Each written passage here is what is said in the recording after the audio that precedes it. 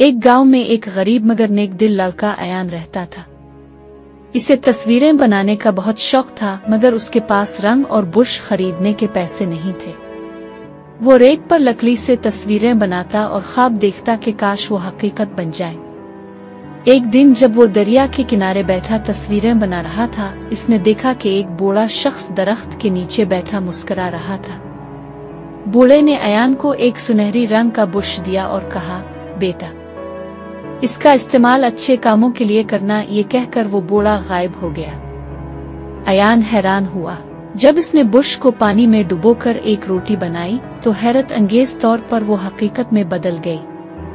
फिर इसने एक गरीब शख्स के लिए जूते बनाए और वो भी हकीकी बन गए। ये खबर जल्द ही पूरे गांव में फैल गई।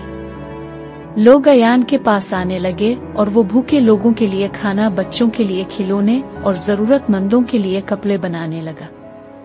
हर कोई उसकी नेकी का मुतरिफ था। लेकिन गांव में एक लालची जमींदार भी रहता था, जिसे इस जादुई बुरश की खबर मिल गई। वो रात के अंधेरे में चुपके से अयान का बुरश चुरा कर ले गया।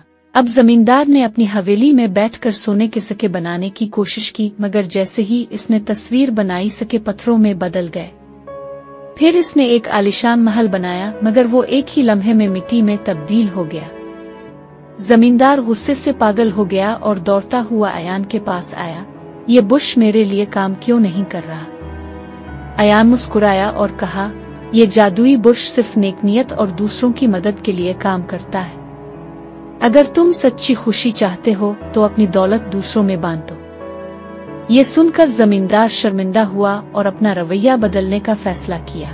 इसने अपनी दौलत गांव के गरीब लोगों में बांट दी और उसके बाद गांव में हर तरफ खुशहाली आ गई। और यूं बच्चों, हमें हमेशा दूसरों की मदद करनी चाहिए, क्योंकि असल खुशी नेकी में है।